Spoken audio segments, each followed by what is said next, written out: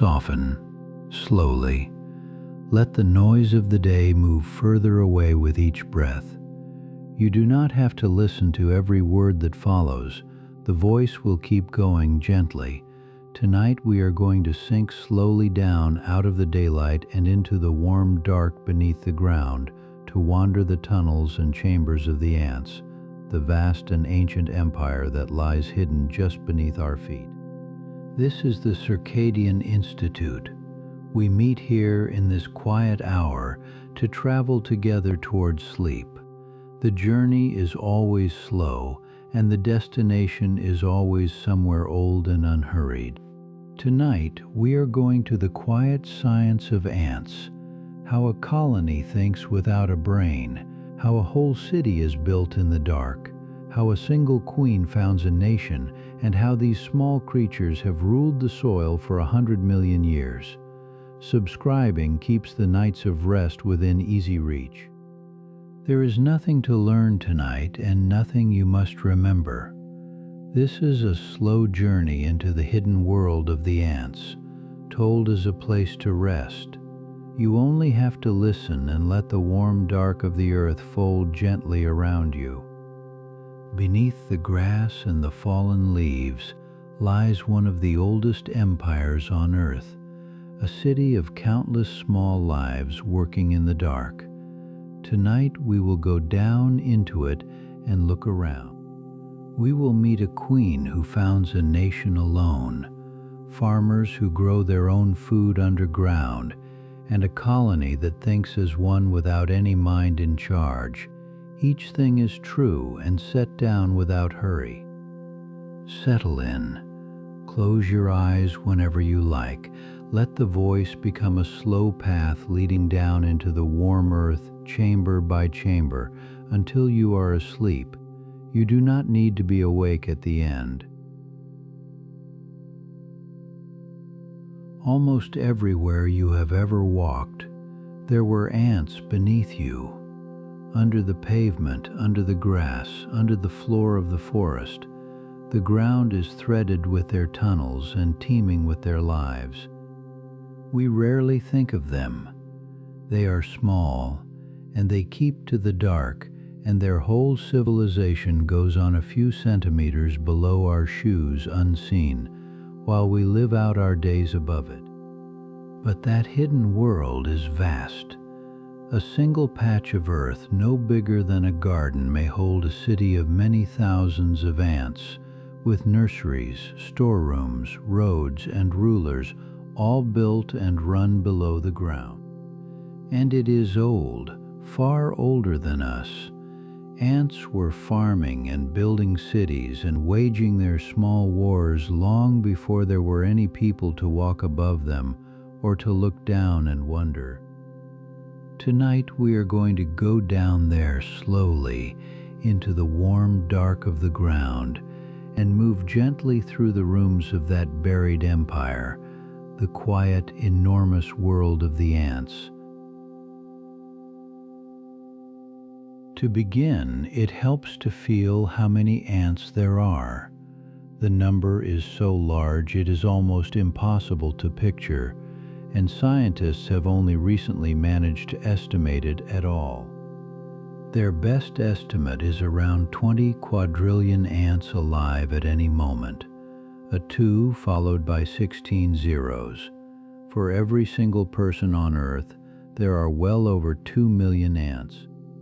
Weighed all together, the ants of the world come to about 12 million tons of dry carbon. More, it turns out, than all the wild birds and wild mammals on Earth added together. They manage this by being many and small and everywhere. There are around 14,000 known kinds of ant, and likely many thousands more still unnamed, living on every continent except frozen Antarctica.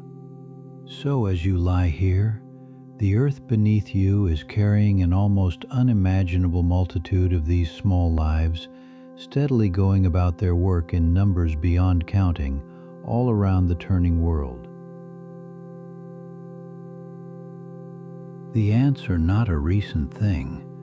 They are an ancient line, and to find their beginning we have to look back more than 100 million years into the age of the dinosaurs. Ants arose from wasp-like ancestors around 140 million years ago. The earliest ones we have found are sealed in amber, some 99 million years old, perfectly preserved in golden stone. In those first ages there were strange ants we would hardly recognize, among them the so-called hell ants with jaws that scythed upward to pin their prey against a horn on the head. That whole lineage is long gone. The ants truly came into their own alongside the flowering plants.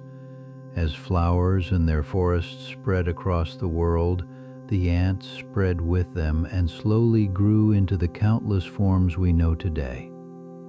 They were here through it all, through the long reign of the dinosaurs, through the great extinction that ended it, and through every age since.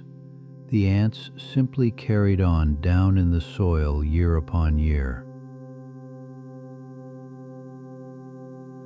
Look closely at a single ant, and you find a body beautifully built for its life, a hard outer shell, 6 legs, a narrow waist, and a pair of ever-moving feelers reaching out ahead. For its size, an ant is astonishingly strong. Many can lift and carry objects 10, 20, even 50 times their own weight, hoisting a crumb or a seed like a person lifting a small car overhead. Its strength is a gift of being small. The smaller a creature is, the stronger it is for its weight, and so a body the size of a grain of rice can do work that looks to us like magic. That hard shell is its skeleton worn on the outside, a suit of light armor that holds the soft body within, shrugs off small knocks, and keeps the precious water of life from drying away. Small, armored, and strong beyond reason, this is the body that has carried the ants into every corner of the living world and down into the dark beneath our feet. One more thing is worth marveling at, how nearly everywhere the ants have spread. There is almost no patch of land on earth where, if you looked closely enough, you would not find them. They live in the steaming heat of the rainforest and the dry sand of the desert. They live in the cold bogs of the far north and high in the windy tops of the tallest trees.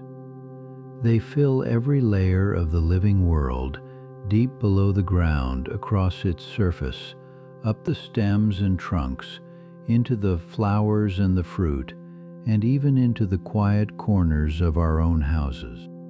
Only one great land has no ants of its own, frozen Antarctica, too cold even for them. Everywhere else, on every continent, the ants are quietly at home. Each kind is fitted to its place, long-legged racers for the hot sand, soft, pale tunnelers for the deep soil, sharp-eyed hunters for the leaves, thousands of forms, each shaped to a corner of the world. So wherever you have ever walked on solid ground, the ants were almost certainly already there, settled at work and at home, in a world that is far more theirs than ours. To understand the ants, you have to set aside how you see the world. An ant lives in almost the opposite way to us, for where we live by sight, the ant lives above all by smell. Many ants see only dimly, and some, deep in the nest, are entirely blind. It hardly matters. Their world is not made of light and shape, but of scent and touch. Read through the 2 feelers on the head. Those antennae are forever moving, tapping and sweeping the air and the ground. With them, an ant can smell its way along a trail, recognize a sister and rid a chemical message left by another ant hours before.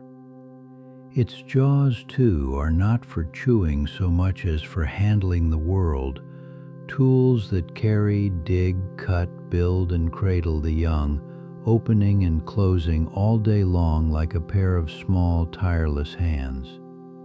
So picture the ant moving through the dark, not as we would, peering about, but feeling and tasting its way wrapped in a rich world of scent that we can barely imagine and never share. We said early on that ants live by smell, and that many see only dimly. For most that is true. But the ants are a vast family, and among them are some with eyes as keen as any hunter's. Deep in the nest, where there is nothing to see, many workers are nearly blind and need no sight at all. Their world is scent and touch, and eyes would only be wasted in the dark. But out in the daylight, some ants hunt by sight. Certain jumping ants have large sharp eyes set in the front of the head, and with them they track their prey and spring upon it in a single bound. The Desert Navigators read the sky itself. They see a pattern in the light of the blue heavens that is invisible to us, and use it as a compass to steer their way home across the open sand.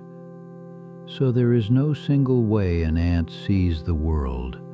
From the blind tunneler in the deep to the sharp-eyed hunter in the sun, the ants take in their surroundings in a dozen different ways. Each is fitted to its life, eyes where eyes are needed, and none where they are not. One more sign of how finely the ants are shaped to every corner of the world. Before we go deeper, let us simply rest here a moment, just below the surface, in the warm and quiet dark of the soil. There is nothing to do here but breathe and be still. Feel how safe the earth is around you, above the grass and the open sky. Hear the gentle weight of the ground holding you on every side, warm and close and still. The soil keeps an even warmth day and night, summer and winter. Down here there is no wind, no glare, no hurry, only the slow, steady calm of the deep ground and your own easy breath. Let yourself grow as settled as the earth itself. Breathe in the quiet. Let your shoulders soften and your thoughts slow, and your body sink a little deeper into rest. In a moment we will go on deeper into the colony to meet the strange and gentle truth of how it lives. But there is no rush. Stay here in the warm dark and let your breath grow slow. Here is the first strange and beautiful idea about ants, the one that everything else rests upon. A colony of ants is best understood not as many small animals, but as a single large one. Think of your own body. It is made of trillions of cells, none of them alive to itself in the way you are, yet together they make one creature, you. A colony of ants is built in much the same way. Each ant is like a single cell in a larger body. Alone, one ant can do little and does not live long. But joined together, the ants form one creature that can build, farm, fight, and endure for years. Scientists call this a superorganism. The queen is something like its reproductive heart, laying all the eggs. The workers are its body and its hands, feeding it, defending it, and carrying it on. So when we speak of a colony tonight, try to hear it as a single living thing, one quiet creature spread through the soil, made of many thousands of small bodies all working as one. We call her a queen, And so it is tempting to imagine the colony as a kingdom, with the queen on a throne giving orders. But that picture is entirely wrong, and the truth is far stranger. The queen commands no one. She does not plan the nest or direct the work or decide anything at all. She has one task: to lay eggs, and the rest of the colony runs without any ruler whatsoever. No ant is in charge. No worker tells the others what to do. There is no manager, no plan, and no blueprint anywhere, and yet a great ordered city rises below the ground, built and run with no one overseeing it. It works because each ant follows a few simple rules, responding only to what is near it: a scent, a touch, a task left half done. From those small local acts, order rises on its own, without any mind to plan it. It is one of the deepest wonders in all of nature, that intricate order can arise from no plan at all, that a city can build itself unguided from the quiet work of thousands, with no one in charge. If a colony is one creature, it needs a way to feed itself as one. The ants have a remarkable answer, and it begins with the fact that a forager does not simply eat the food it finds. Instead, it carries the food home in a special front stomach, a kind of shared crop that is not truly its own. Back in the nest, it brings the food up again and passes it, mouth to mouth, to its sisters. This mouth-to-mouth sharing is called trophallaxis, and it runs constantly through the colony. One ant feeds the next, who feeds the next, until a single drop of nectar has touched many bodies. In this way, the whole colony shares one flowing supply of food, as if it were a single body with a single stomach. And the sharing carries more than food. It passes scents and signals that bind the colony together. So the colony eats as one creature eats, food moving from mouth to mouth through the dark, keeping the whole hidden city fed and joined and quietly alive. With no leader and no map, how does a colony solve a hard problem, like finding the shortest path from the nest to a new patch of food? The answer is gentle and clever and needs no thinking at all. As an ant walks, it lays down a faint trail of scent behind it. Other ants tend to follow that scent, and as they walk they add their own, so a path that is used grows stronger and draws still more ants. Now imagine two paths to the same food, one long and one short.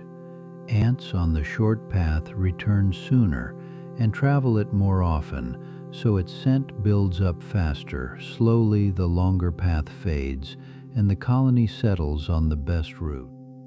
No ant ever compared the paths.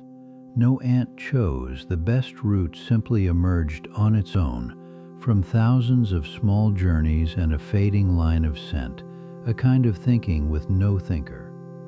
It is the colony's quiet genius, without a mind, without a plan. Simply by laying scent and following it, the ants solve problems that would tax a clever person over and over beneath our feet. Let us pause again and rest. Imagine lying just inside the colony now, in a warm chamber, with the soft hum of countless small lives moving gently all around you in the dark. There is a deep comfort in it to be one small part of something larger and older than yourself, held in the warm earth with everything around you working to keep the whole alive. You do not have to hold anything together tonight. Like a single ant among its sisters, you can let the larger whole carry you and simply rest and do nothing at all. Let your breath slow and settle. Feel the warmth of the earth around you and the soft weight of sleep beginning to gather, gentle as soil drawn up over a seed. Soon we will go on to meet the strange language of scent that holds this whole world together. But for now there is nowhere to be. Rest here, small and safe, in the quiet of the many. We have seen that ants live by scent, but it goes further than simply smelling the world. The ants actually speak to one another in chemicals, a whole language written in smell. An ant's body carries many tiny glands, and each can release a different scent with a different meaning. One says, "Follow me," another says, "Danger," another, "Come and help," another, "I am one of you." These chemical words are called pheromones, and the colony runs on them. A message laid down as scent can spread through the nest, linger for hours, and be read by thousands, long after the ant that left it has gone. It is a language of remarkable depth, and it asks no sound and no sight. Through it, a creature with no voice and almost no eyes coordinates a whole city in total darkness and near total silence. So the colony is not silent at all in its way. It murmurs constantly in scent, a soft, invisible conversation flowing through the dark earth, holding the whole hidden world together. Among all the chemical words an ant can speak, one is louder than the rest. It is the scent of alarm, the message that says at once that something is wrong. When an ant is hurt or seized or meets an enemy, it releases a sharp burst of alarm scent into the air. Unlike a slow trail, this one is made to spread fast and fade fast, a quick cry of danger. Any ant that catches it changes in an instant. The nearby workers grow tense and quick and rush toward the threat with jaws open, or hurry to carry the young deeper into the safety of the nest. The scent passes the alarm faster than any voice could, rippling out from ant to ant. In moments, a quiet corner of the nest can become a wall of defenders, all called up by a smell on the air. And when the danger passes, the sharp scent quickly fades and the alarm dies down. The defenders loosen and drift back to their work, and the colony settles once more into its quiet dark. There is one scent an ant carries always, not a message it sends, but a smell it simply wears. It is the scent of its colony, the smell of home, and it marks every ant as one of its own. Every colony has its own particular odor, a subtle blend carried on the waxy coat of each ant. The ants of one nest all share it like a family scent or a uniform worn on the skin. By this smell, an ant knows friend from stranger in an instant. A nestmate is welcomed and fed. An ant from another colony smelling wrong is challenged at once and often driven off or attacked. The colony's scent is its identity and its border, all at once an invisible passport that every member carries, and an unseen wall that keeps the wrong ones out. So to belong to a colony is, in the end, to share a smell, to carry the scent of home on your body, and to be known and welcomed below the ground by the family that wears it too. Even scent has its solemn uses. In every colony there is a quiet duty that must be done, the careful removing of the dead, and it too is carried out entirely by smell. When an ant dies, Its body slowly begins to give off a particular chemical as it breaks down to the colony. That scent means one thing: this one is gone and must be carried away. Certain workers act as the Undertakers. Reading that scent of death, they lift the fallen ant and carry it out of the nest to a refuse pile set well apart, keeping the living chambers clean and safe. So strong is the signal that if scientists dab that single chemical onto a living, healthy ant, its sisters will pick it up and carry it out as though dead, and it will trudge straight back again and again until the scent wears off. It is a tender kind of order that even in death, an ant is gently gathered up and carried home's threshold by its sisters, so that the colony, the greater creature, may stay clean and go on. Let us rest once more here in the deep nest and simply listen to the quiet of it. No words, no sound, only the soft, constant murmur of scent moving gently through the dark around you. Imagine that whole invisible conversation washing over you, not as noise, but as something closer to a slow, warm tide of calm, asking nothing of you, carrying no message you need to answer. There is nothing here you must understand, and nothing you must do. You can let the meaning go and keep only the feeling, warm, dark, safe, and softly alive on every side. Let each breath grow slower than the last. Let the soft murmur of the colony become a kind of lullaby with no words, drawing you gently down toward sleep. When you're ready, we will go deeper still into the great built city itself, its tunnels and halls and hidden rooms, but linger here as long as you like, wrapped in the soft murmur of the dark. Now we come to the city itself. A nest is not a single hole in the ground, but a whole built world, a network of rooms and passages shaped and dug entirely by the ants, reaching down into the dark. Tunnels branch and wind through the soil, linking chamber to chamber. Some nests reach only a hand's depth, others plunge a meter or two down, and the greatest descend many meters into the cool, dark earth. And the rooms have their purposes.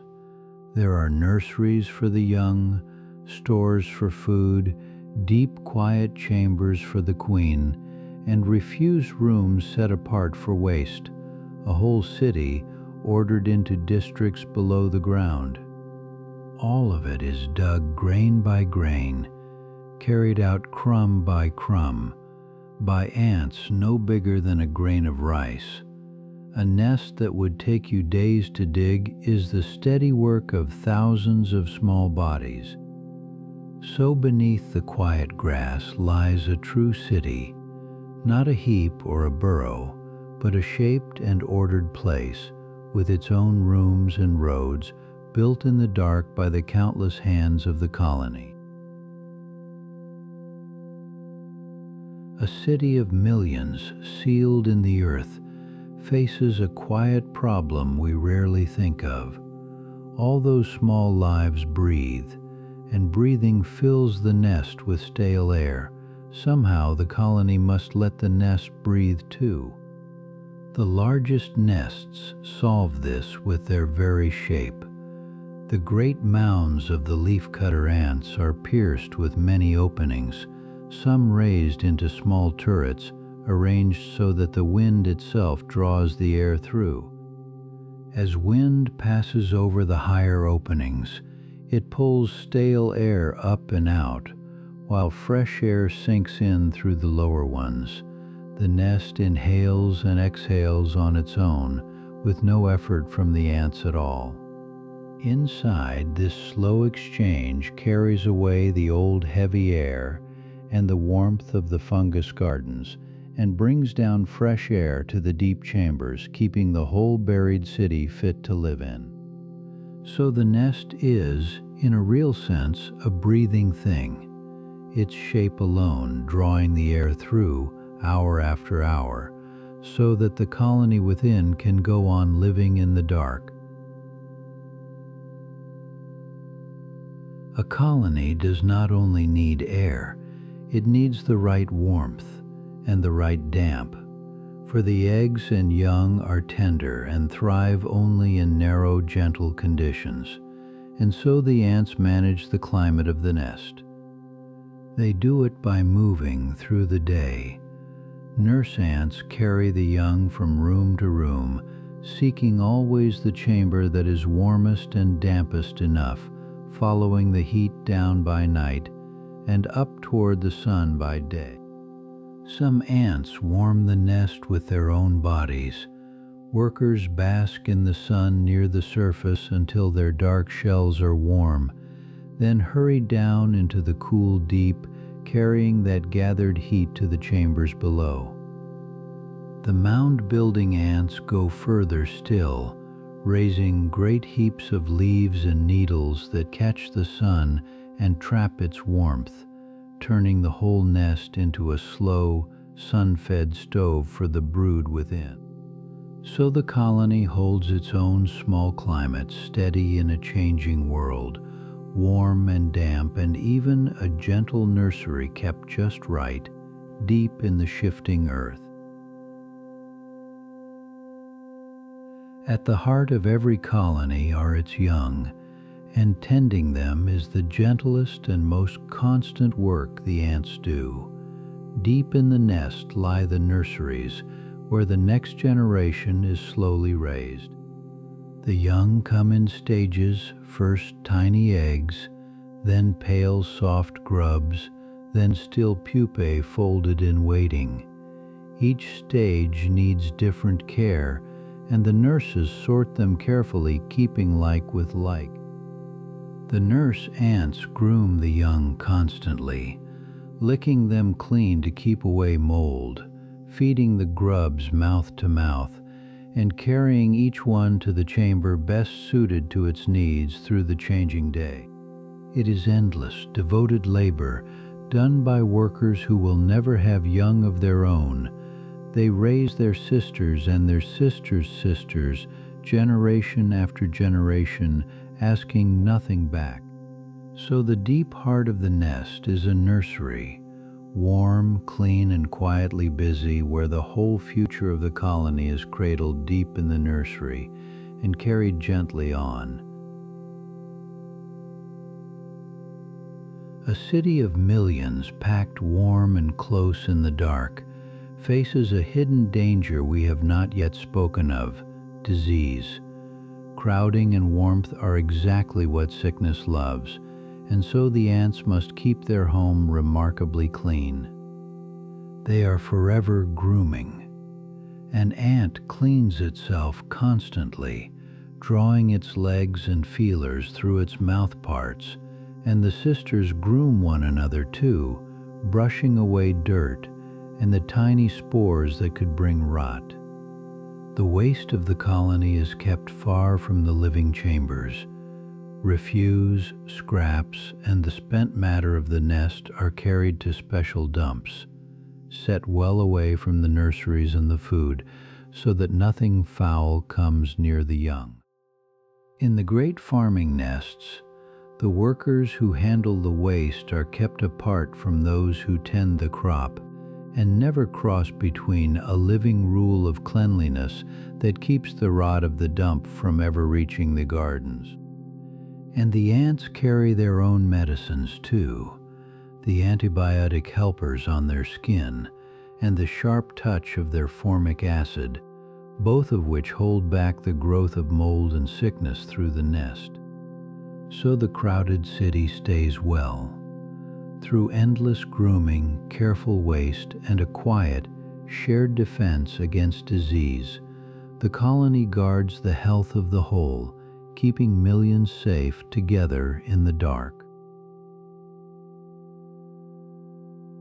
A city in the soil does not dig itself. Every chamber and tunnel was carved out of solid earth by the ants, grain by grain, one of the great quiet feats of the natural world. An ant digs by taking up a small load of earth in its jaws, carrying it back through the tunnels and dropping it outside. One grain is nothing, but thousands of ants working without pause move mountain. Over the life of a colony, the ants of a single large nest may shift many tons of soil, far more for their size than any machine we build, and all of it lifted out a crumb at a time. And as they dig, they shape. The tunnels are not random scratchings, but smooth, sized, and ordered wide enough to pass, angled to hold their shape, joined into the branching plan of the city. So the city rises, or rather deepens, by the endless small labor of the diggers who carry the dark out into the light, grain by grain, until a whole world has been hollowed from the earth. Not all ants build only downward. In the cool forests of the north, the wood ants raise their cities upward instead, into great domed mounds that rise from the forest floor like small thatched hills. A wood ant mound is built from countless needles, twigs, and scraps of leaf, each carried and placed by a single ant. The finished dome can stand taller than a child and shelter many thousands within. The dome is cleverly made. Its surface sheds the rain like a thatched roof, and it is angled to catch the low sun, so the mound gathers warmth and holds it, keeping the nest within snug through the cold. The ants tend it endlessly, carrying needles up to mend the dome and shifting the surface to follow the sun. Some of these mounds are old, tended and rebuilt by colony after colony for many decades. So in the quiet northern woods, the ants build upward into the light, warm thatched cities on the forest floor, raised needle by needle and kept for a lifetime and beyond. For a long time, no one truly knew what an ant nest looked like inside. It was sealed in the earth, and to dig it out was to destroy it. The shape of the hidden city stayed a mystery. Then scientists found a way to see into an empty nest. They would pour soft plaster, or even molten metal, letting it run down through every tunnel and fill every room, and then carefully dig the hardened cast free. What they lifted from the ground was astonishing. A delicate branching sculpture, like a tree or a great root system, with chambers strung along the tunnels and fine passages reaching far down into the dark.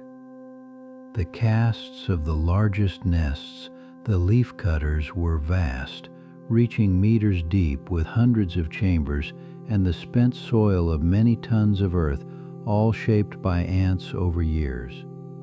To hold such a cast is to hold the true shape of the hidden city at last. The buried architecture of the ants, made visible and far more beautiful and vast than anyone had guessed. The colony, taken as a whole, never truly sleeps, but it breathes with the turning of the day, its work rising and ebbing with the warmth and the light, in a slow rhythm all its own. In the cool of the morning, foragers stream out to gather while it is mild. As the midday heat climbs, many slip back into the cool of the nest, and the surface falls quiet for a time. Some ants belong to the night. When the day's heat fades, they come out into the dark to forage in the cool, while their day-going sisters rest below, the colony working in shifts around the clock. Through it all, the nurses move the brood, carrying the young up toward the warmth near the surface by day, and down into the steady warmth of the deep by night, following the heat through the hours. And whatever the hour, some are always awake. There is no moment when the whole colony rests at once. Somewhere in the deep there is always a worker tending, a guard waiting, a sister at her task.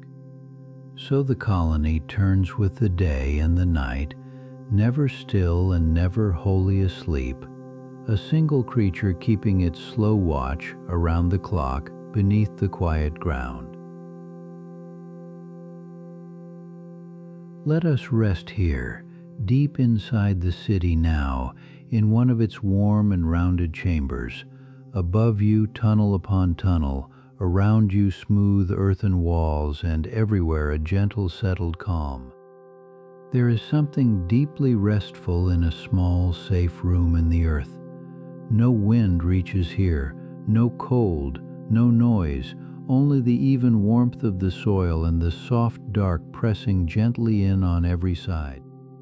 Let the city hold you the way it holds the colony, without effort, without question. You are deep in the warm ground now, far from every hurry, with nothing above you but quiet earth and sleeping grass.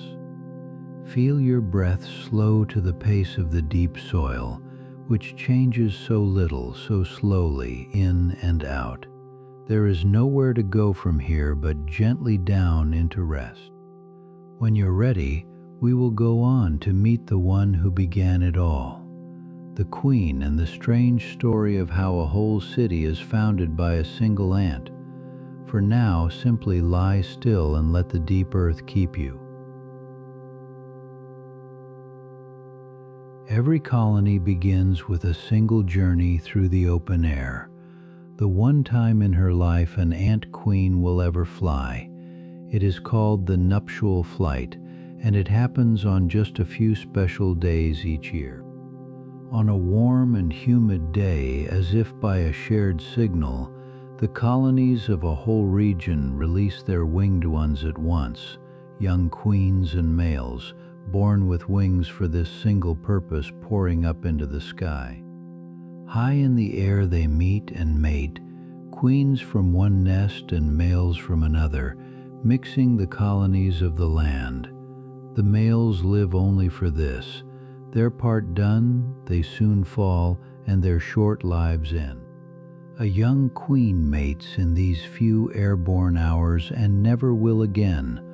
What she gathers now she must carry for the rest of her long life, a store of all the beginnings of every ant she will ever bear.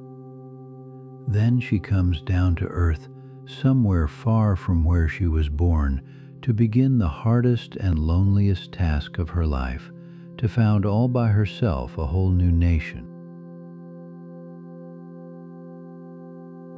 The young queen lands in a strange place alone, with no nest, no workers, and no help of any kind.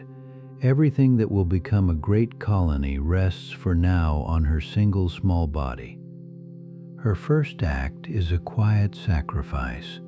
She no longer needs her wings, and so she breaks them off or scrapes them away against the ground. She will never fly again. From here on, her whole world is the earth. Then she digs alone. She scrapes out a small chamber in the soil, crawls inside, and seals the entrance behind her, shutting herself into the dark with nothing but her own body and what it holds. In that sealed cell she will stay, in darkness with no food from outside, drawing only on the reserves within her, for the founding of a colony asks everything of the one who begins it. And there, alone in the dark, she lays her first few precious eggs, the very first of the millions she may bear, and the long story of the colony begins. Now comes the queen's hardest season. Sealed in her cell, she must raise her first brood entirely alone, and she must do it while eating nothing, with no way out to find food. To feed her young and herself, she lives off her own body. The great flight muscles that once powered her wings are now broken down inside her, turned into nourishment for the eggs and the grubs they become. Slowly on this inner store, the first eggs hatch into grubs, and the grubs grow and change until at last a few small, pale workers struggle free, the queen's first daughters and the colony's first hands. From this moment, everything changes. The new workers break the seal, venture out, and bring back the first food the nest has known. The queen need never starve or labor again. Her lonely founding is over. From now on, her daughters will do all the work of the world, and she will do the one thing only she can: lay the eggs that grow the colony on and on. Once her colony is founded, the queen settles into a life unlike any other ant's. She becomes the still center of the nest, and she may go on for a very long time indeed. Most worker ants live only weeks or a few months at most, but a queen can live for 15, 20, even 30 years, among the longest lives of any insect on Earth. All those years, she does one thing. She lays eggs, day after day, year after year. From that single mating long ago, she draws the stored beginnings of life and turns them steadily into new ants. And because the colony depends on her eggs, its life is bound to hers. While she lives and lays, the colony thrives and grows.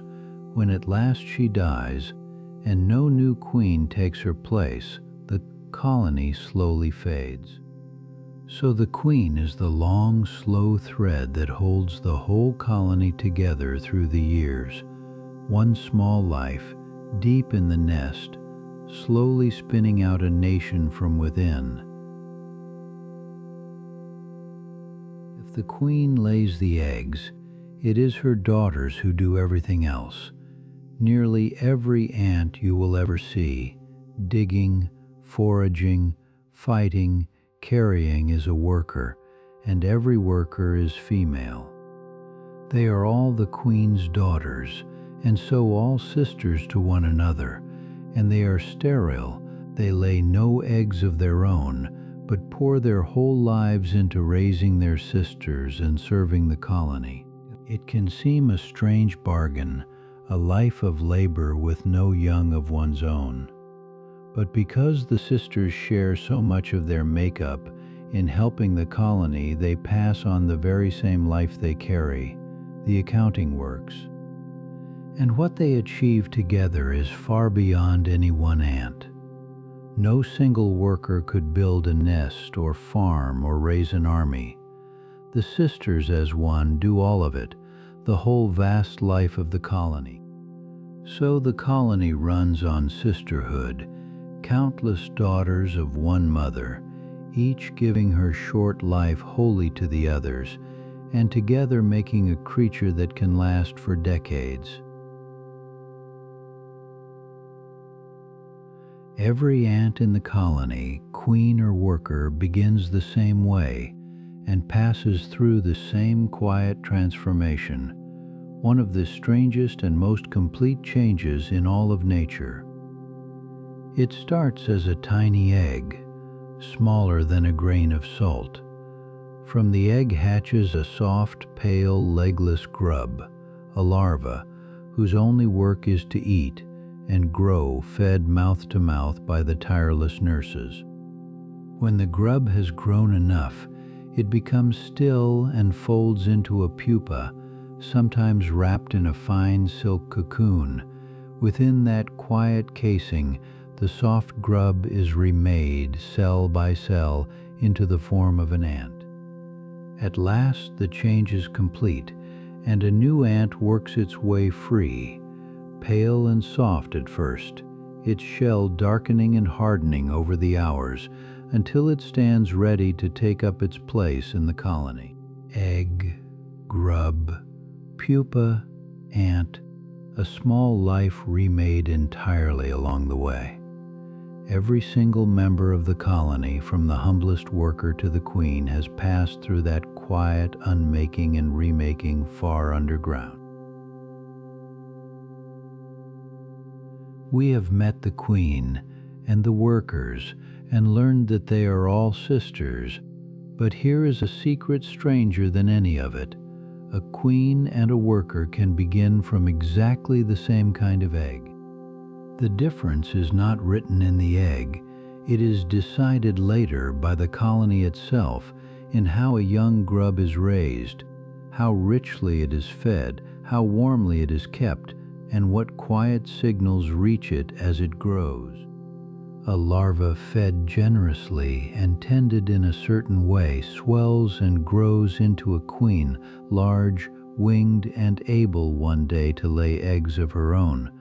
A larva raised more plainly becomes a worker, smaller and sterile. So the colony, in a sense, chooses its own queens not by birth but by feeding. The same grub that would have been a humble worker can be raised instead into the mother of a whole nation. And the colony chooses with care. New queens are raised only in the right season, when the nest is strong enough to send its daughters out on the great flight. The rest of the time, it raises workers. It is a quiet wonder of its own that fate here is not sealed inside the egg, but poured in slowly with the food, and that a queen is not simply born but gently made. We have spoken of the colony as having a single queen. For many ants that is true, one mother at the heart of the nest, but not for all. Some colonies keep many queens at once. In these nests, dozens or even hundreds of queens may lay their eggs side by side, sharing the same chambers, tended by the same workers, all pouring young into the one great colony. Having many queens makes a colony hard to kill. Lose one, and the others lay on. Such colonies can swell to an enormous size, far beyond what any single mother could ever sustain alone. They spread in a gentler way, too. Rather than risking lone queens on the dangerous flight, a many-queened colony can simply bud, a queen and a band of workers walking off together to found a new nest close by. This quiet, budding colony, joined to colony, is part of how the great supercolonies grow, spreading across the land with no border, queen beside queen beside queen. So there is no single rule for how a colony is led. Some have one mother, some a multitude, and in that multitude lies a strength that lets the colony grow almost without end. The young of the colony are its future, but in some nests they are also in part its larder, woven into the colony's feeding in ways we have only lately come to understand. In lean times, a queen may lay special eggs that are never meant to hatch. These are food, plain and simple, laid to be eaten by the colony, a store of nourishment in the shape of an egg. And the growing young give back as well. Scientists have recently found that the still transforming pupae give off a nourishing fluid which the workers and the smaller young drink, a kind of milk that binds the colony together. So nourishment flows in every direction at once, into the young from the nurses, and out of the young to the colony, in a constant, gentle exchange of food and care that never stops. The brood, then, is not only what the colony is raising, it is part of how the colony feeds itself, a living store and a quiet fountain at the very heart of the nest. It deepens the strange truth we keep returning to, that the colony is one creature in which even the unborn and the young are part of the single body, feeding and being fed in turn.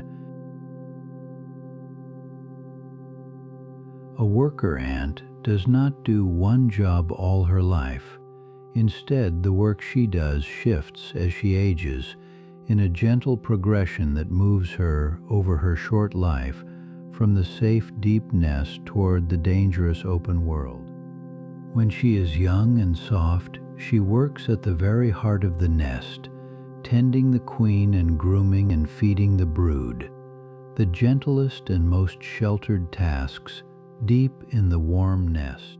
As she grows older, she moves outward, taking up the work of the middle nest, digging tunnels, storing food, carrying waste, mending and building the city around her.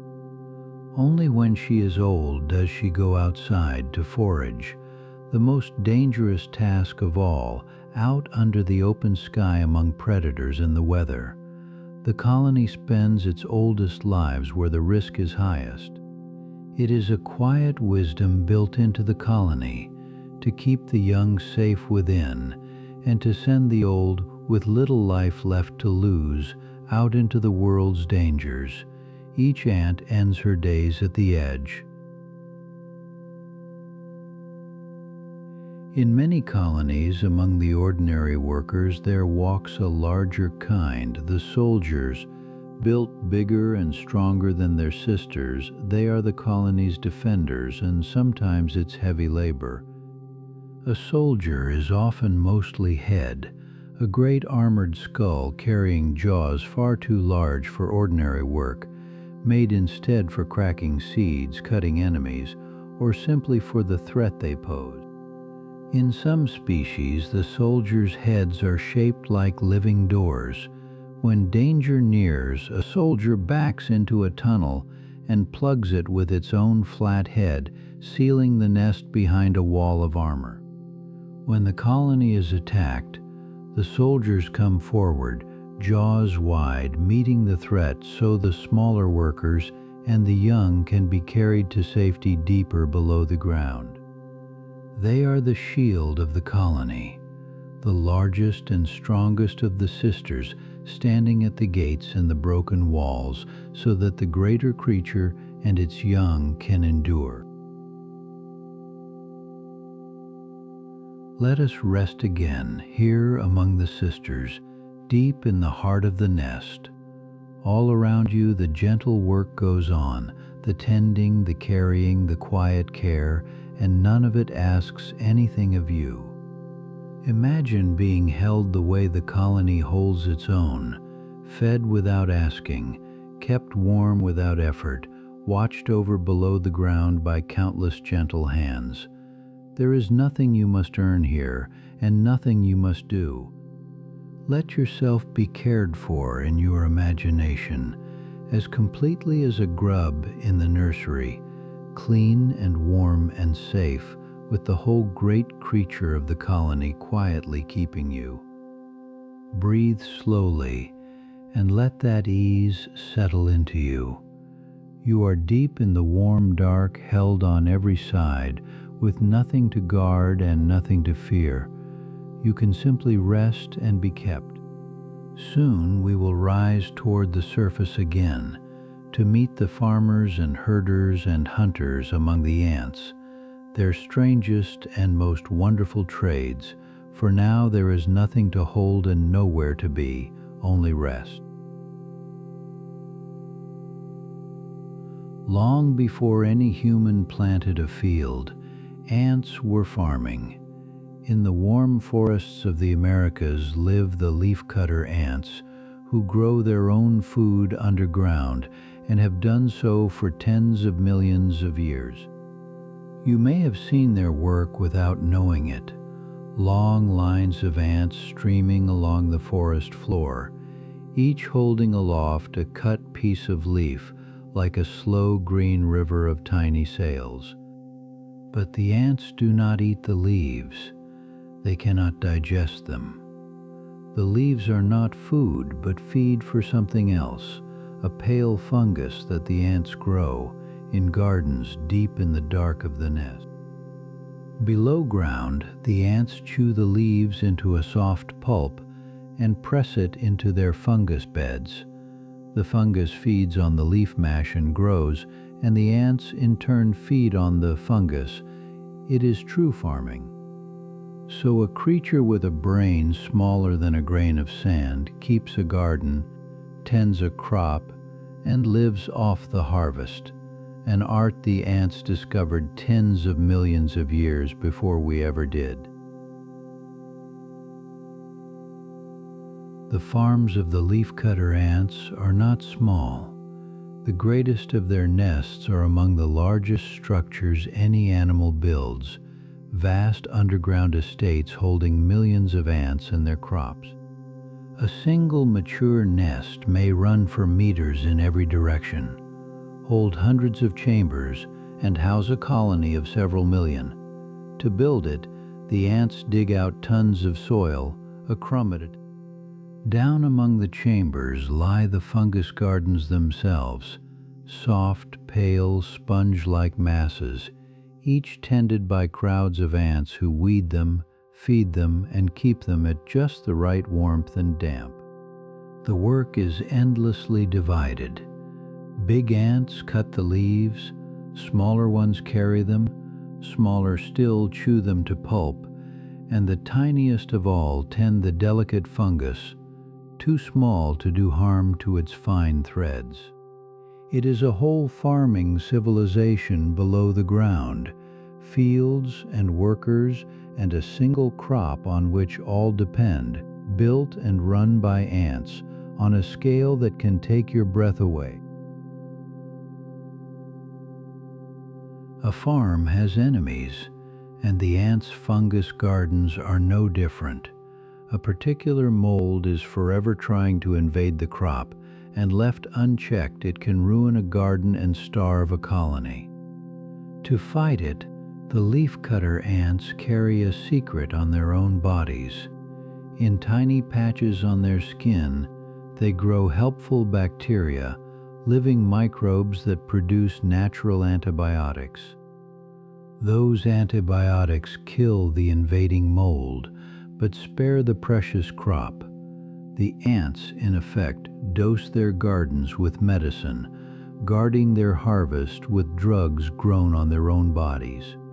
And they have been doing this for millions of years, a partnership between ant, fungus, and bacteria so old that we, with all our laboratories, discovered such antibiotics only a single lifetime ago.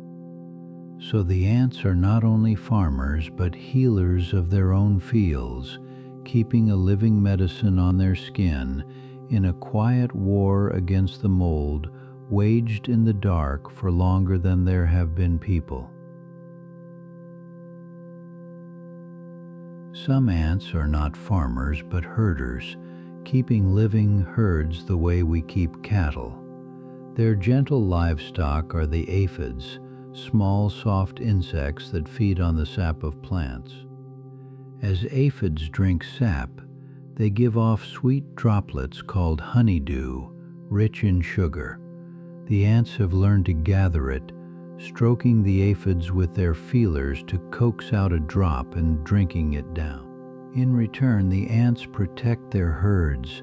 They drive off the aphids' enemies, shelter them from rain, and even carry them to fresh leaves, tending them as carefully as any shepherd tends a flock. Some ants take their herds underground for the winter, sheltering the aphids' eggs in the nest and carrying the young back up to the plants when the warmth returns, keeping the herd through the cold.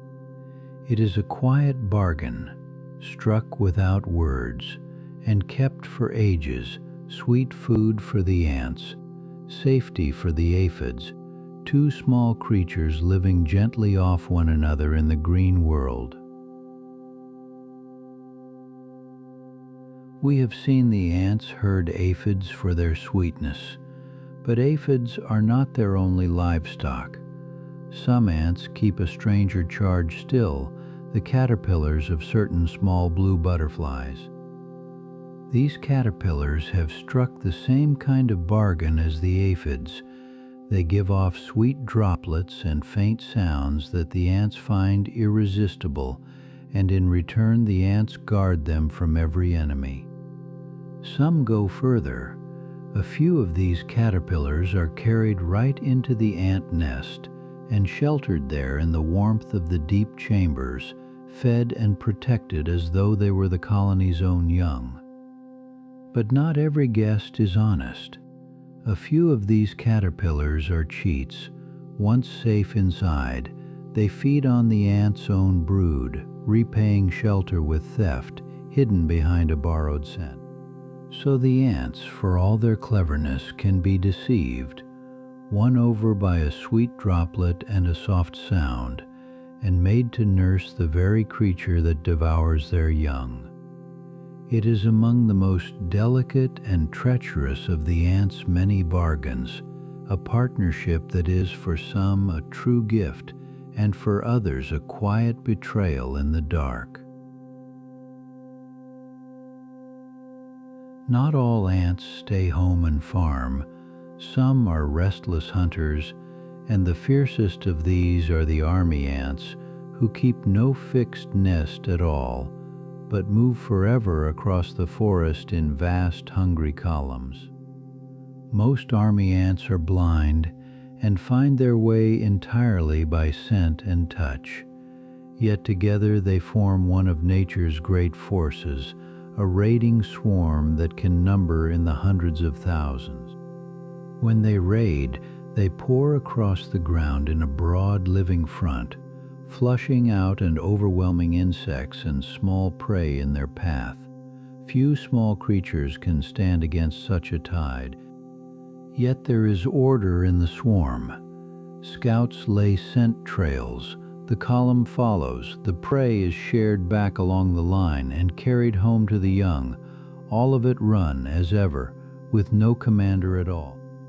They are the wandering hunters of the ant world, a colony with no walls, carrying its home within itself, sweeping endlessly on across the dark floor of the forest. If the army ants build no nest, where do they shelter the queen and the young? The answer is one of the strangest sights in nature. They build a nest out of their own living bodies. When the column halts to rest, the ants link leg to leg and body to body, hooking together by the thousand into a great hanging cluster called a bivouac, a curtain of living ants.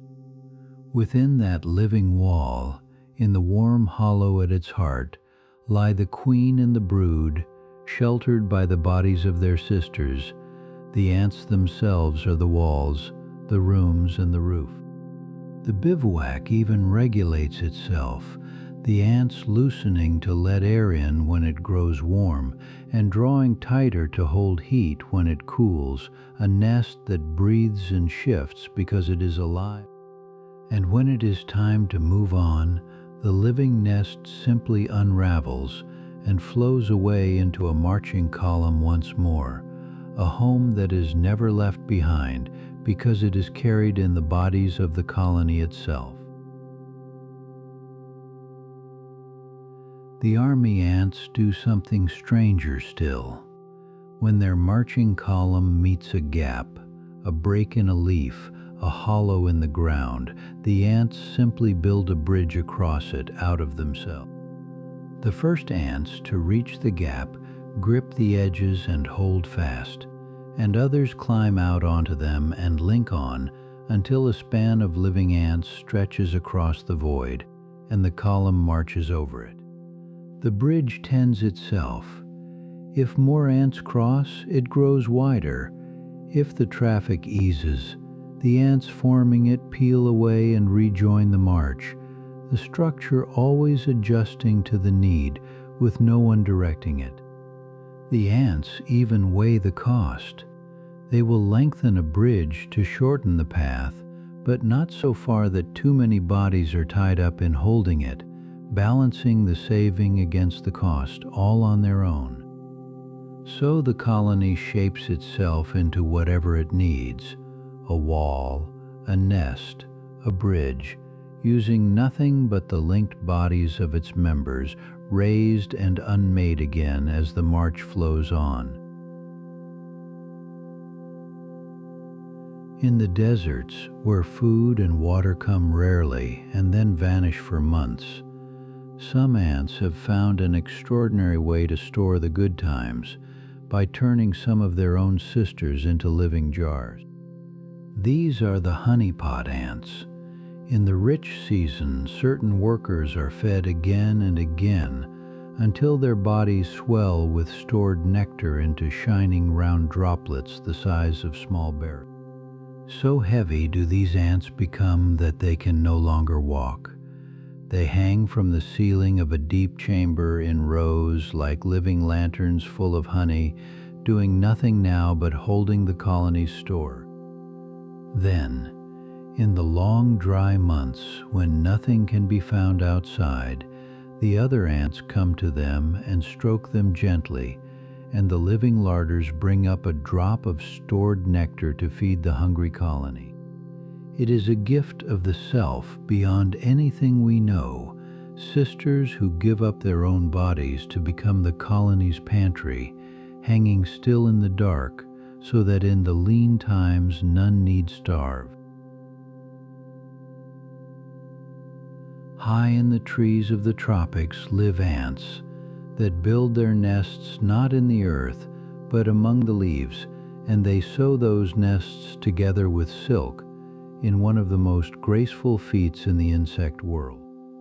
These are the weaver ants. To begin a nest, lines of workers grip the edges of two leaves and pull, drawing them slowly together, sometimes forming living chains of their own bodies to span the wider gaps. But ants make no silk of their own. The silk comes from their young. A worker takes up a larva in its jaws and gently squeezes, and the grub gives out a fine thread which the ant uses to stitch the leaves fast. Back and forth they work, larva and ant together, until the leaves are bound into a green chamber, snug and watertight, high above the ground, a nest woven from leaves and the silk of the colony's own children. So the weavers raise their cities in the canopy, in the soft green light, builders who use their own young as living needles and stitch their homes among the leaves. Back on the dry ground in grasslands and deserts, other ants store their food not as living jars but as seeds, gathering the harvest of the plants and keeping it in granaries deep in the nest. These are the harvester ants. In the seasons of plenty, they fan out across the ground, gathering fallen seeds one by one and carrying them home until their storerooms are full against the lean times ahead. Underground, they keep the seeds in dry chambers, tending the store with care, for damp seeds would sprout or spoil. If the harvest gets wet, the ants carry it up into the sun to dry, then store it away again. When food grows scarce, the granary keeps the colony alive. The ants crack the hard seeds with their strong jaws and share the soft insides around, drawing on the gathered harvest through the barren months. So these ants, too, plan against the future, reaping, storing, and drying their harvest like the oldest of farmers and steadily outlasting the hungry seasons below the ground. Let us pause once more and simply rest in the thought of all that gentle work going on. Farmers tending their gardens, herders among their flocks, harvesters bringing in the seed, all of it quietly in the dark. There is something soothing in the steadiness of it. The ants do not rush and do not worry. They simply do the next small thing, and the next, and somehow a whole world is fed and kept. You can let your own mind move at that pace now. Nothing to finish, nothing to solve, only the next slow breath, and then the next, gentle and unhurried as an ant on a quiet trail. Let the steadiness carry you down. The harvest is gathered, the gardens are tended, the herds are safe. There is nothing left undone tonight that you need to do.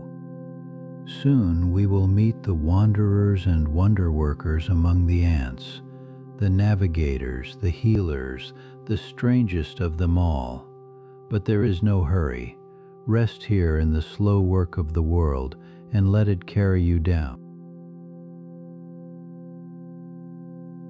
In the burning sands of the Sahara lives an ant that solves a problem that should be impossible. The desert ant forages at midday in heat that would kill almost anything and must find its way home fast, yet it can lay no scent trail, for the heat erases it at once. So it navigates by other means. As it wanders out in search of food, it keeps a running count of its own steps and tracks the angle of the sun across the sky, building an inner sense of exactly where it is. When it finds food, it does not retrace its winding path. It turns and runs in a straight line directly home across the featureless sand, guided only by the count in its legs and the compass of the sky. Scientists proved the step counting with a gentle trick. They lengthened some ants' legs with tiny stilts and shortened others, and the ants overshot or stopped short of home by just the amount their stride had changed. So this small creature carries a pedometer in its legs and a map of the sun in its eyes, and crosses a trackless desert by reckoning alone, a navigator without a single landmark to guide it. Ants can do something we once thought belonged only to clever animals like ourselves. One ant can teach another, carefully leading a nestmate to food, step by step, in a true lesson. It is called tandem running. An ant that has found food will guide a single nestmate who does not know the way, the follower keeping close behind, tapping the leader gently with its feelers to stay in contact. And here's what makes it teaching. The leader waits. When the follower falls behind to look about and learn the route, the leader slows and pauses until the tap returns, then leads on. Each adjusts to the other. The lesson costs the teacher time. She would reach the food far faster alone. She gives up speed so that another may learn the way. That trade made for another's sake is the heart of teaching. So in the small world of the ants, there is real instruction, one mind leading another to knowledge it did not have, gently, and at a cost, a thing we long believed only the cleverest creatures could do. It is easy to picture an ant as a tiny machine, following scent with no thought at all. But that is not the whole truth. An ant can learn and remember far more than its size would suggest. A forager leaving the nest does not rely on scent alone. It takes note of the world around it, a stone, a stem, the shape of the branches against the sky, and remembers these landmarks to find its way again. Return an experienced ant to a place it knows, and it moves with confidence, steering by the remembered shape of its surroundings, as surely as you might cross your own home in the dark. Ants can even be taught. In the laboratory, they learn to run a small maze, remembering the turns and growing quicker and surer with practice, just as a much larger animal would. All of this is held in a brain smaller than a grain of sand, a real map of the familiar world, and memory enough to read it, carried in a speck of a creature. So the ant is no mere machine after all. Within that tiny head is a small, true mind, learning its corner of the world and remembering the way home. Among the ants are creatures that hold a record for sheer speed, not of running, but of a single blinding motion. The trapjaw ants own some of the fastest movements in all the living world. Their long jaws lock open at a right angle, held under enormous tension like a loaded spring. Fine trigger hairs wait between them. Touch those hairs and the jaws release. When they snap shut, they move faster than the eye can follow, closing in well under 1,000th of a second, at speeds around 60 meters a second. It is among the swiftest motions any animal can make. The strike is so powerful it can do more than catch prey. By snapping its jaws against the ground, a trapjaw ant can hurl its own body up and away, flinging itself clear of danger in a sudden tumbling leap. So in this gentle, slow-paced world we have wandered, there hides a spring-loaded marvel, a creature with the fastest jaws on earth, waiting still as stone for the lightest touch. Some ants care for their wounded.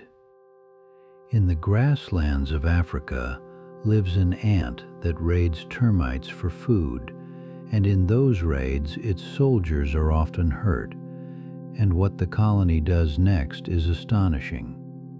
When the raiders return, the injured are not left behind. An ant that has lost a leg or two will call with a scent, and a nestmate will pick it up and carry it home, back to the safety of the nest. And once home, the wounded are treated. Nestmates clean the injuries carefully with their mouth parts, licking the wounds, which remarkably lowers infection and helps the hurt ant survive and heal. The colony even chooses whom to save. An ant too badly hurt to recover thrashes and resists being carried and is left. One that can heal stays calm and is brought home. The triage is gentle and exact. So among these small hunters there is something close to medicine, the carrying home of the wounded and the careful tending of their hurts, so that sisters who can heal are given the chance to live. When the floods come, an ant colony in the ground faces drowning. Some ants meet that danger with another feat of living architecture. They turn the whole colony into a raft and float. As the water rises, the fire ants link together by the thousand, legs and jaws hooking fast, weaving their bodies into a flat, living mat that lifts free of the ground and rides upon the flood. The raft holds itself up in a clever way. The ants trap tiny bubbles of air among their bodies and their water-shedding coats, so the whole living mass floats high and dry, even as it drifts on the water. On top, safe and dry, ride the queen and the precious young.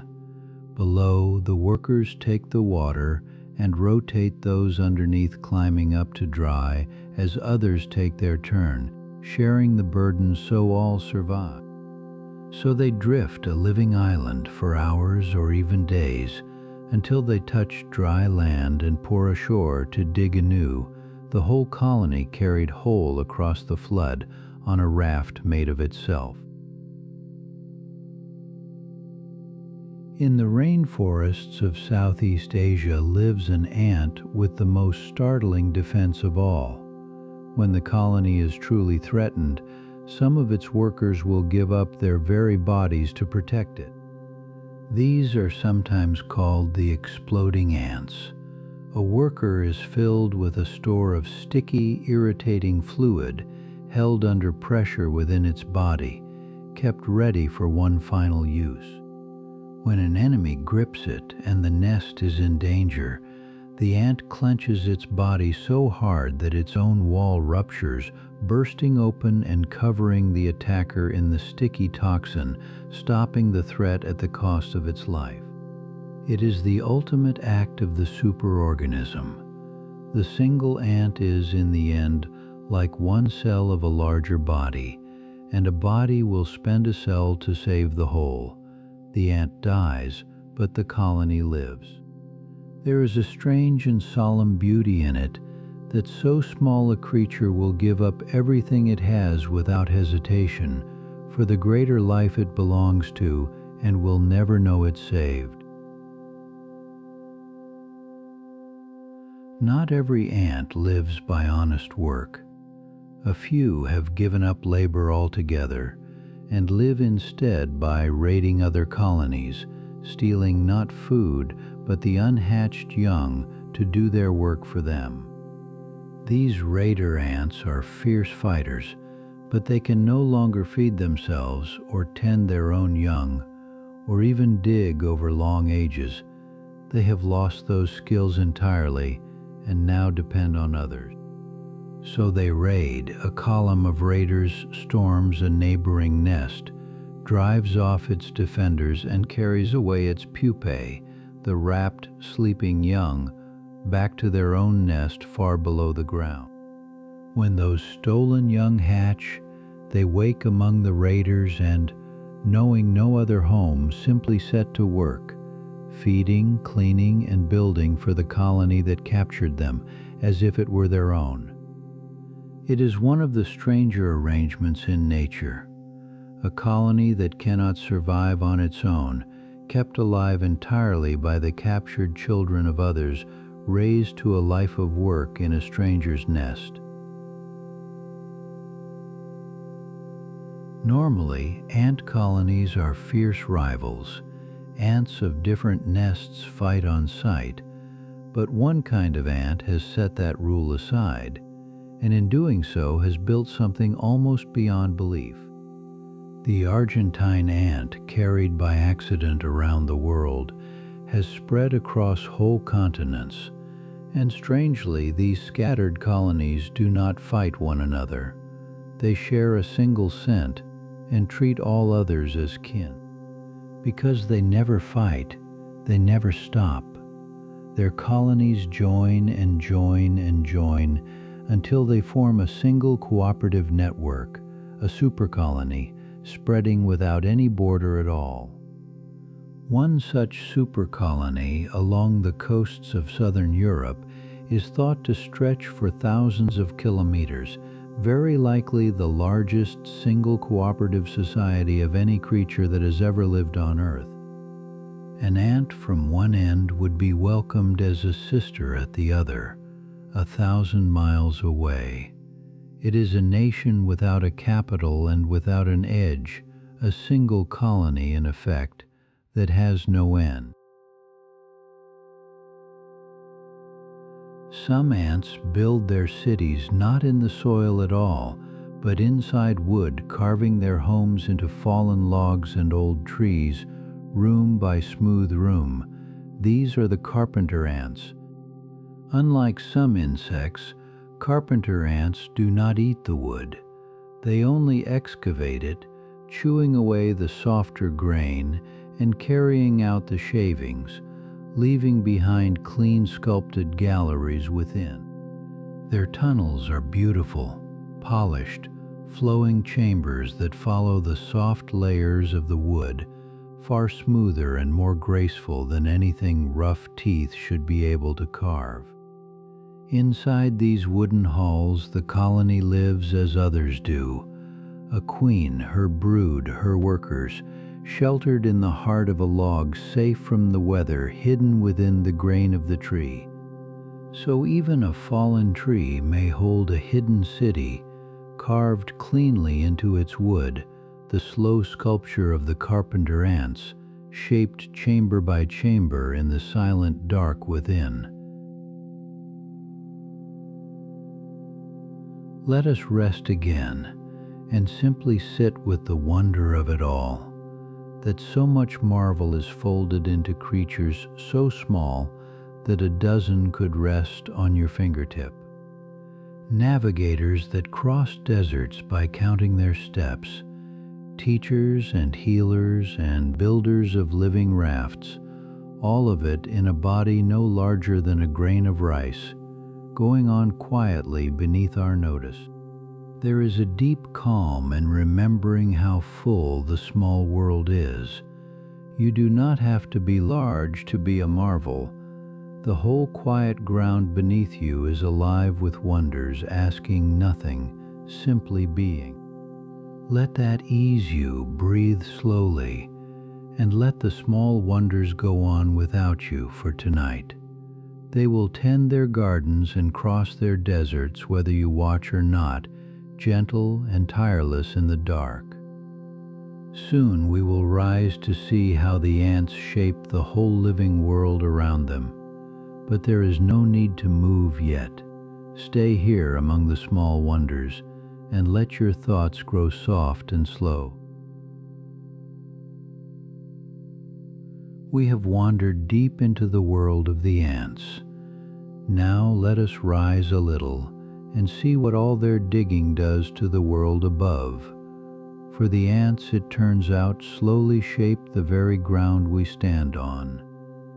As they build their endless tunnels, the ants are forever moving the earth, loosening it, mixing it, and carrying the deep soil up toward the surface, crumb by crumb across the whole face of the land. In many places they turn more soil than the earthworms do. Their tunnels let in air and rain, their diggings mix the layers, and their buried waste enriches the ground, slowly making the soil itself more alive. Where ants are busy, plants grow better. The loosened, enriched earth around their nests holds more water and more life, so that a whole meadow may richly flourish on the labor of the ants beneath it. So these small diggers are gentle gardeners of the whole land, turning and feeding the soil without rest, century upon century, so that the green world above can thrive on the dark world below.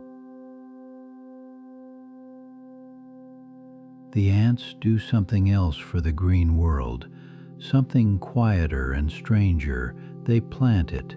Countless wild plants depend on ants to carry their seeds and sow them in the earth. Many plants wrap their seeds with a small, oil-rich morsel, a soft parcel of food made just to tempt the ants. An ant finds the seed, seizes it by that morsel, and carries the whole thing home. Underground, the ants eat away the tasty morsel and discard the seed itself, unharmed, in their refuse, a chamber rich with waste and warmth. There, safely buried and well fed, the seed is perfectly placed to grow.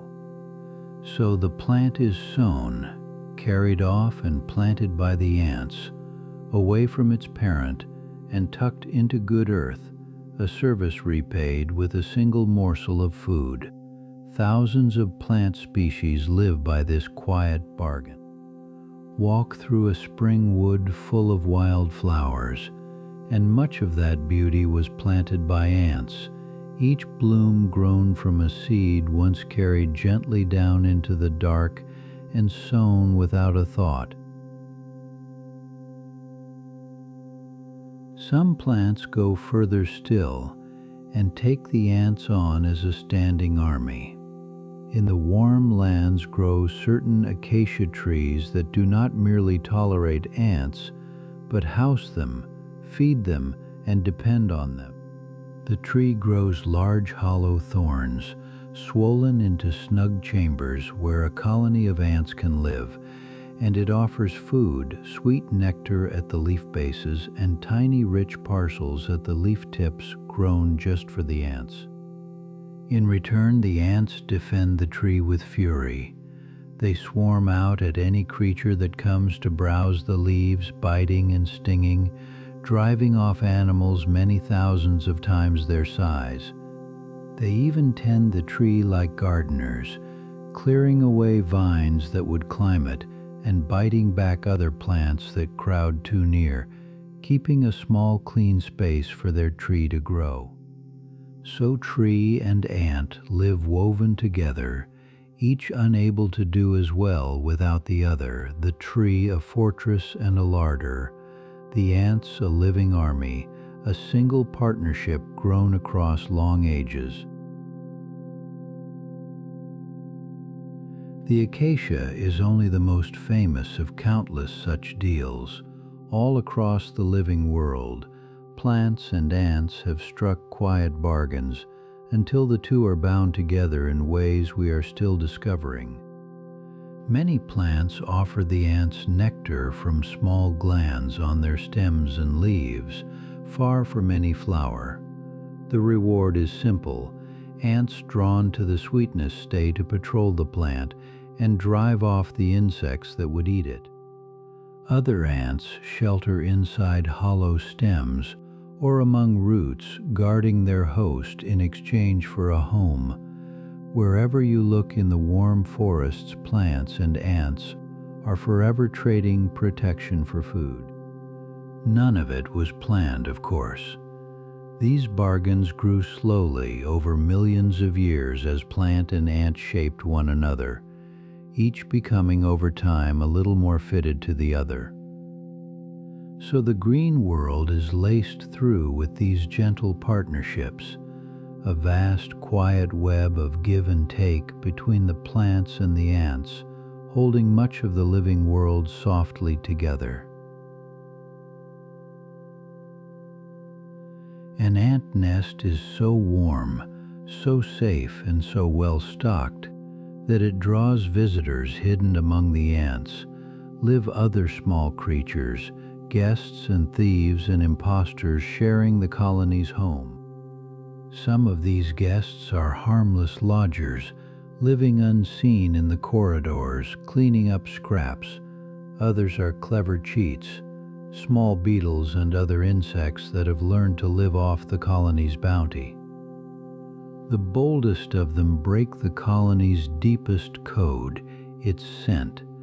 By coming to smell like the ants themselves, an impostor can move freely through the nest, taken for a sister, and even be fed by the very ants it deceives.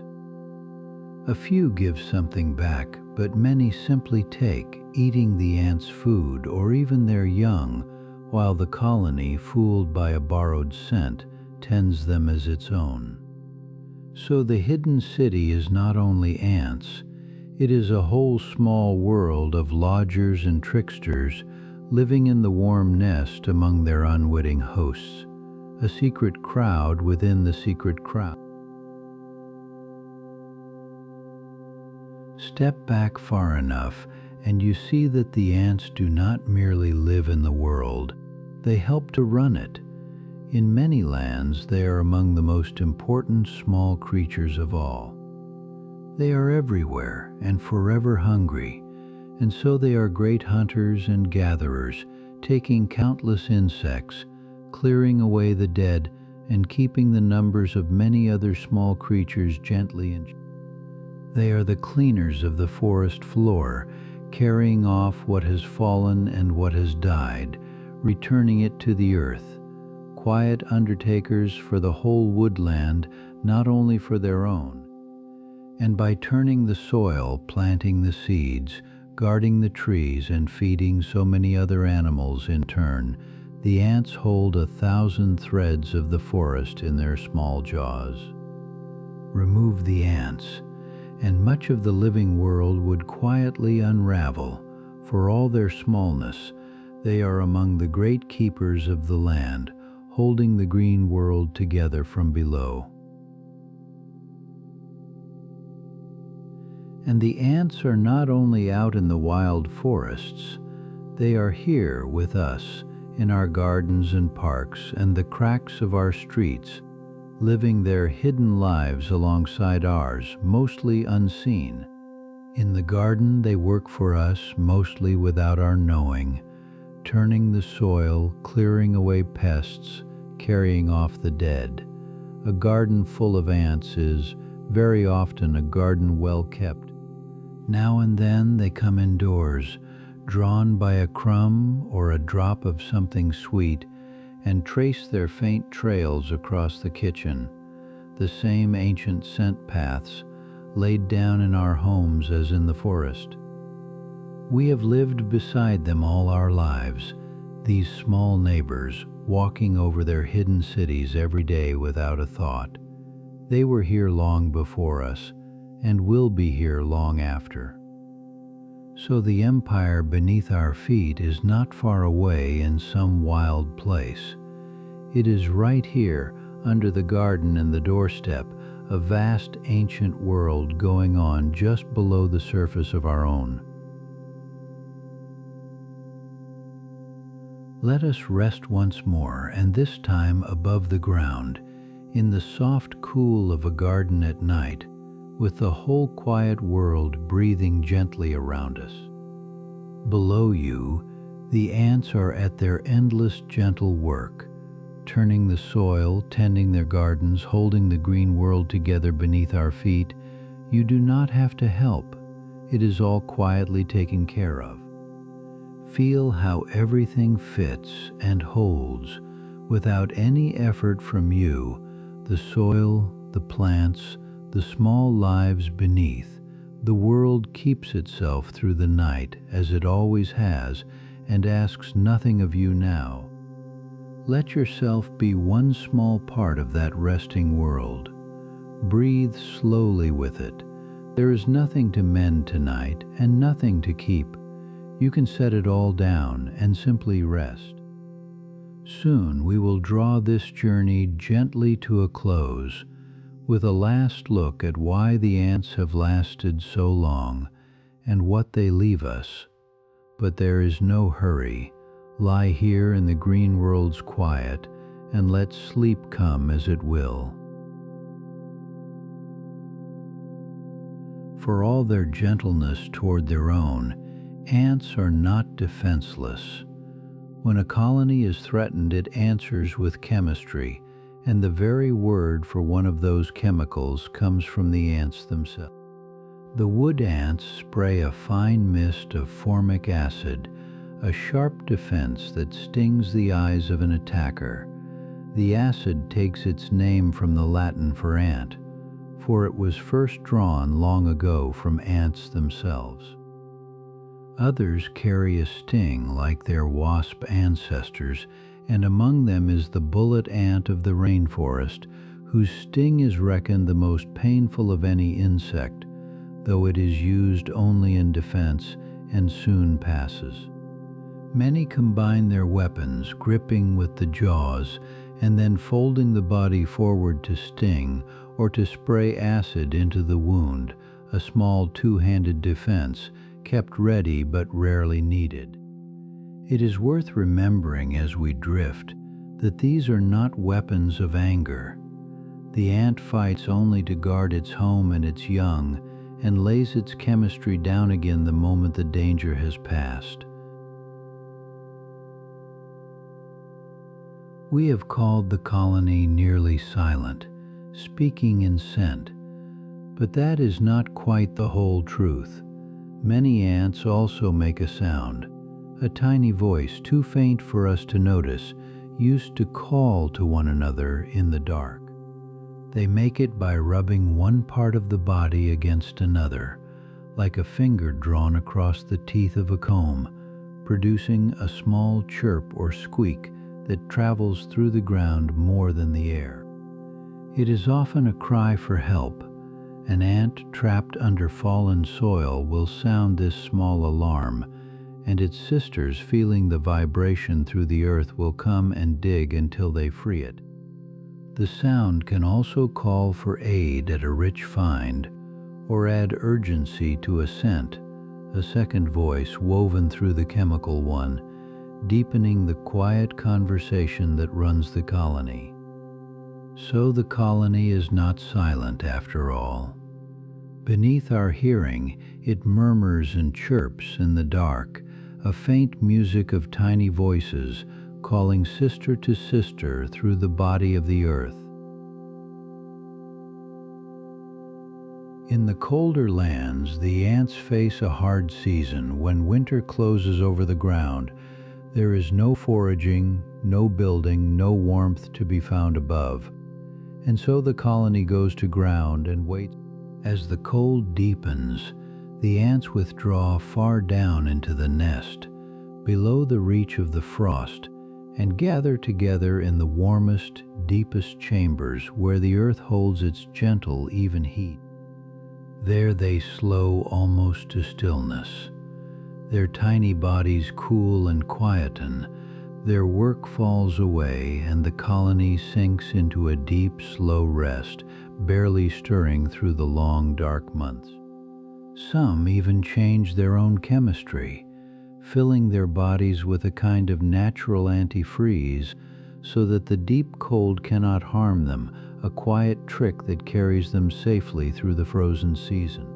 And when the warmth returns and the frost draws back, the colony slowly stirs and wakes and rises once more to the surface, having slept out the winter whole deep in the sheltering earth. Colonies are not always at peace with their neighbors. Where two great nests meet and their territories press together, ants can go to war in battles vast beyond what their size would suggest.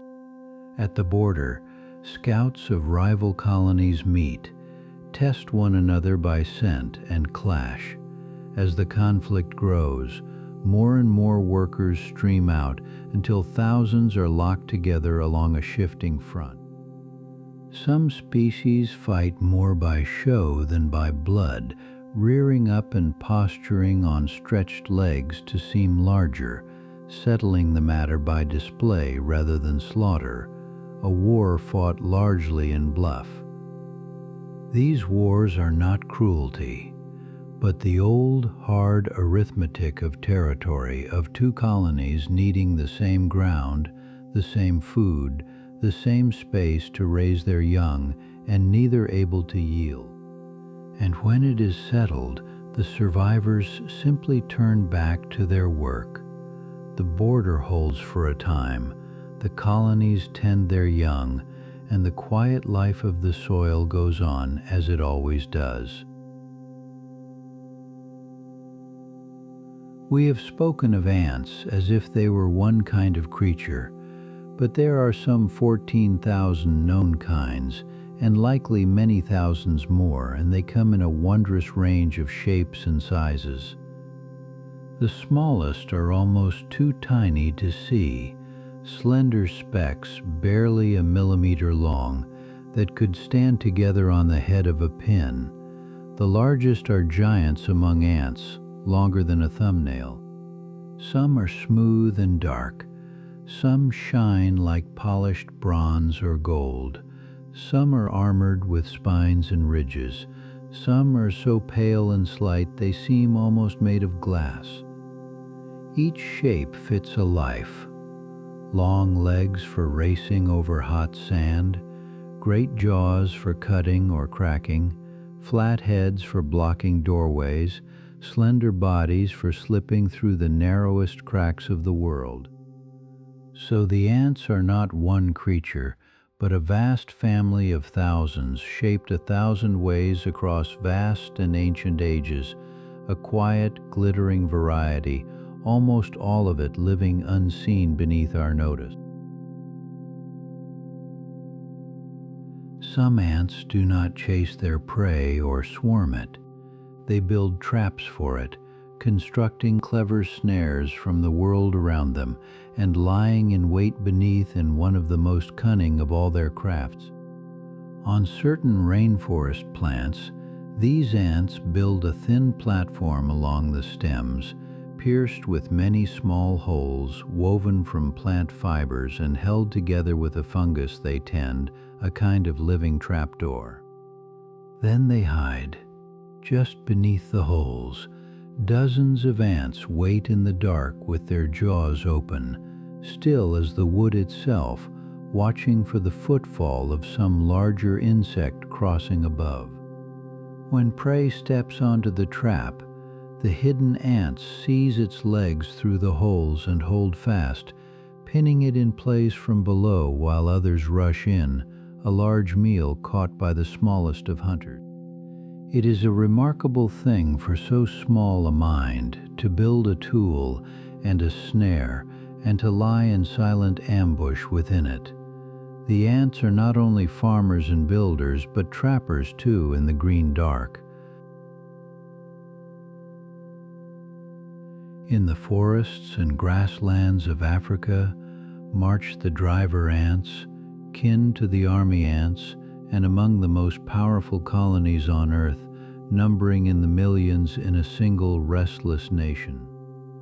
Like the army ants, they keep no fixed home, but move in great columns, the workers forming living walls along the edges of the trail to shelter the stream of sisters carrying food and young between them. When they sweep through, they clear the ground of insects and small creatures before them. In some villages, people welcome their passing, stepping aside for a day while the ants rid the houses of every pest. And then they move on. The great column flows away into the forest. The ground falls quiet behind them, and the land they crossed is left cleaned and still until the drivers come again. They are the great wandering nations of the ant world, millions strong, carrying their home and their queen within them, flowing endlessly across the dark floor of the forest.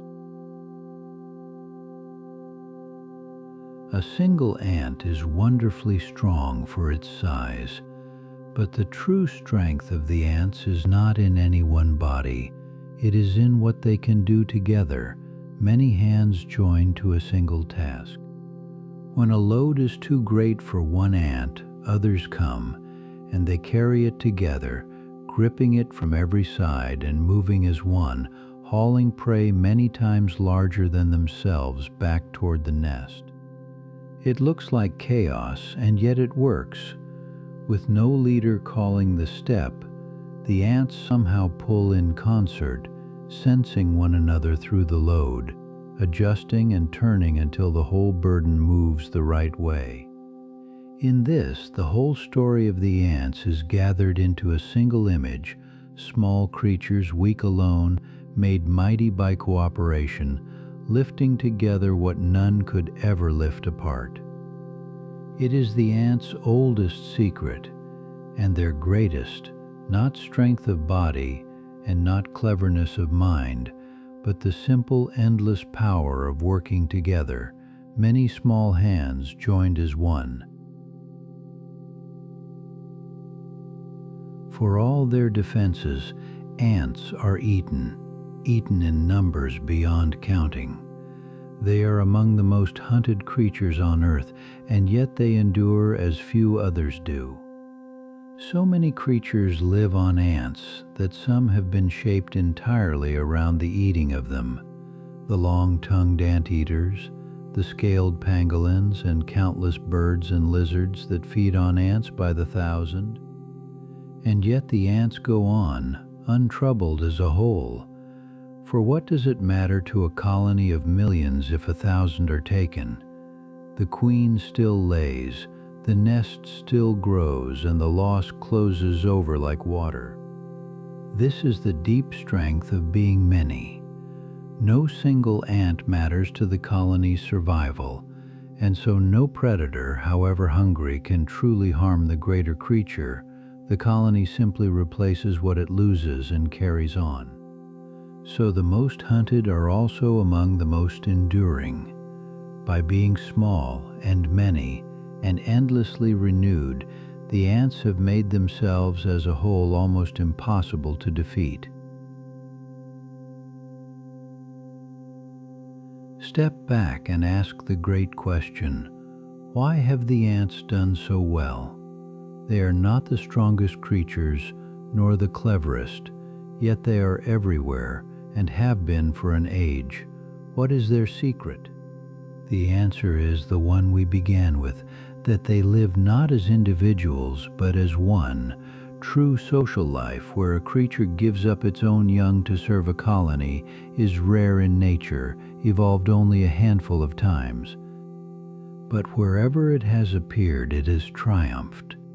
The social insects, the ants, the termites, some bees and wasps, are among the most successful creatures alive, for cooperation can do what no lone animal ever could.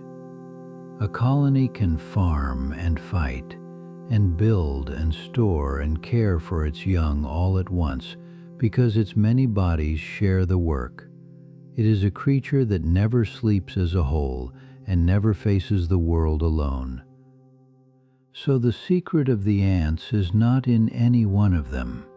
It is in the joining, in the simple ancient power of working together, which has carried these small creatures to the very top of the small world. The ants have not only spread widely, they have lasted through spans of time so long they are hard to truly feel. The ants have been here in much their present form for around 100 million years. They were already old when the great asteroid struck and ended the reign of the dinosaurs.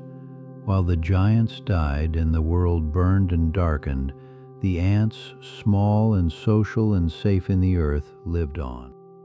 Through the long cold of ice ages, through the rise and fall of countless other creatures, through every upheaval the world has known, the ants simply carried on, tending their young in the quiet ground. Whole orders of animals have appeared and vanished in the time the ants have endured. They have outlasted the mighty and the strange, not by force but by their quiet social patienceless constancy. 100 million years in the dark earth, through fire and ice and the fall of empires of bone, and still the ants are here beneath your feet, going on exactly as they always have. We know the ants are this old because now and then the deep past has kept one for us, sealed forever in a drop of golden amber, perfect down to the finest hair. Amber begins as sap, oozing from an ancient tree. A wandering ant is caught in the sticky flow and gently engulfed, and over millions of years the sap hardens into clear stone, with the ant held inside. And what these golden stones preserve is not just a body but a moment. We have found ants frozen mid-stride, ants carrying food, even ants locked together, small instance of a single day 100 million years ago.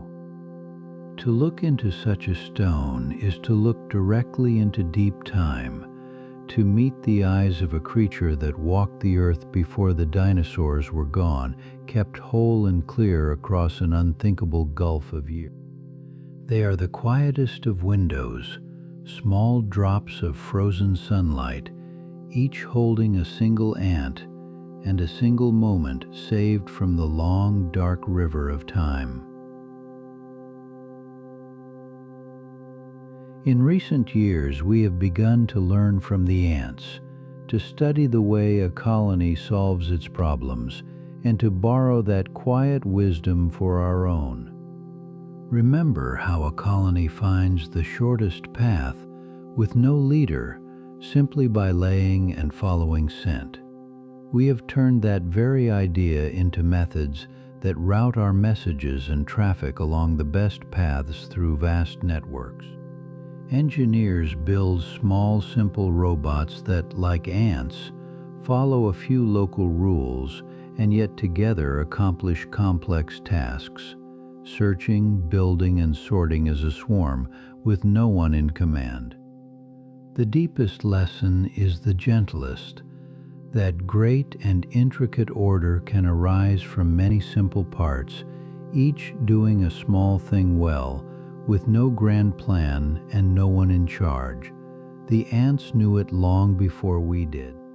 So these small creatures, which we so easily overlook, have become our quiet teachers, showing us in the dark beneath our feet new ways to think about order and cooperation and the strength of the many. There is one last thing to sit with as our journey nears its end, the thought of how long the ants have been here, set beside how briefly we have. The ants were building their cities and farming their gardens for nearly 100 million years before the first humans ever walked the earth. Beside their long reign, our whole story is the briefest of moments. And in all likelihood, they will outlast us too. Whatever befalls the world, the ants, small, many, social, and safe in the earth, will very probably go on, tending their young in the quiet ground. There is no sadness in this, only a kind of peace. We are guests in a very old world, sharing it for a little while with creatures far more ancient and enduring than ourselves. The empire beneath our feet was here long before us, and will quietly remain long after. And there is something deeply restful in being, for a night, a small part of so old and enduring a world. Let us bring the journey home now, back to where you are lying, for everything we have wandered through tonight is not far away. It is right here, all around you, just beneath the surface of the world. Beneath the floor, beneath the foundations, beneath the garden and the street, the colonies are at their gentle work even now, carrying, building, tending their young in the warm dark, while you rest above. They do not know you are there, and they ask nothing of you. They simply go on as they have every night of your life, and every night for 100 million years before it, quiet, tireless, and close. There is a gentle comfort in knowing it, that you are never truly alone in the dark, that the ground beneath you is alive and at peace, full of small lives quietly keeping their ancient world.